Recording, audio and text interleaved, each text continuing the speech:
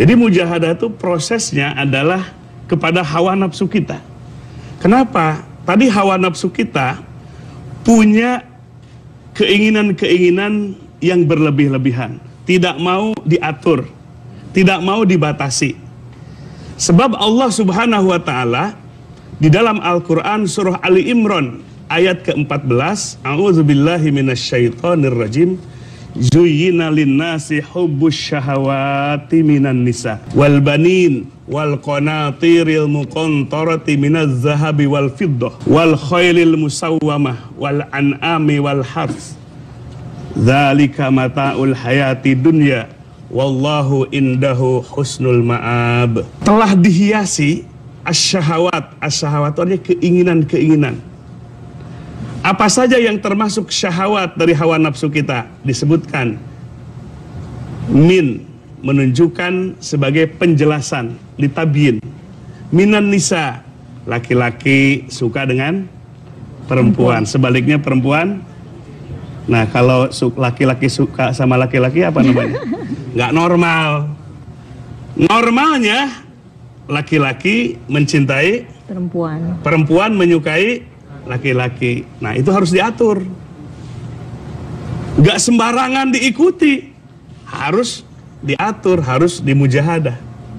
Lalu apalagi yang termasuk syahwat dari hawa nafsu manusia?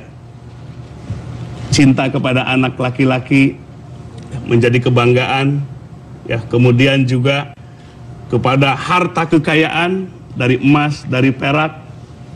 Lalu wal khailil musawwamah. Ya, kalau zaman dulu gambarannya kendaraan itu apa? Kuda. Kuda. Lalu apalagi yang termasuk syahwat, keinginan-keinginan dari hawa nafsu kita? Wal an'am, binatang-binatang ternak, wal hars, kebun, sawah, ladang. Dzalika mata'ul hayati dunya. Itulah kesenangan-kesenangan dari kehidupan dunia. Dan Allah ingatkan, wallahu indahu husnul ma'ab. Allah memiliki, menyiapkan tempat kembali yang lebih baik, yaitu surga yang lebih hebat. Mujahadah atau jihadun nafsi ini, mendidik, melatih hawa nafsu kita, adalah pekerjaan proses sepanjang hayat kita, ya, sepanjang hidup kita. Bahkan Nabi menggambarkan lebih besar, lebih hebat daripada perang di medan perang, memerangi musuh-musuh Allah. Kenapa? Kalau perang di medan perang, itu ada batasan waktu, ada batasan tempat. Tapi kalau memerangi hawa nafsu kita sendiri, sepanjang hidup kita, ya, walaupun fisiknya kita sudah di majelis ilmu, nah hawa nafsu kita masih apa? Masih memprovokasi, ya, masih menggoda-goda, masih merayu-rayu. Nah, maka mujahadah adalah proses panjang sepanjang hidup kita. Bagaimana supaya hawa nafsu kita dipenuhi sesuai dengan kebutuhan. Jangan kita malah mengikuti keinginan hawa nafsu yang tidak ada batasan tadi. Di dalam kajian tasawuf, mujahadah ini menjadi tema yang sangat penting sekali. Ya, sangat penting sekali. Ya, sebab tadi mujahadah adalah menundukkan keinginan dari hawa nafsu kita.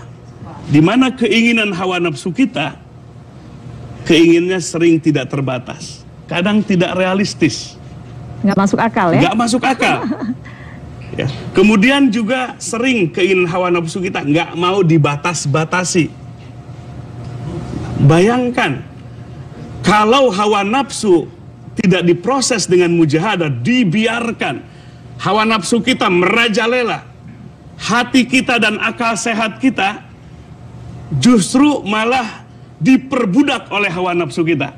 Maka apa yang akan terjadi dalam kehidupan kita? Pengingkaran, perlawanan hukum. Ini semua akan terus hadir mewarnai panggung kehidupan kita, akan mewarnai info pemberitaan dalam kehidupan kita.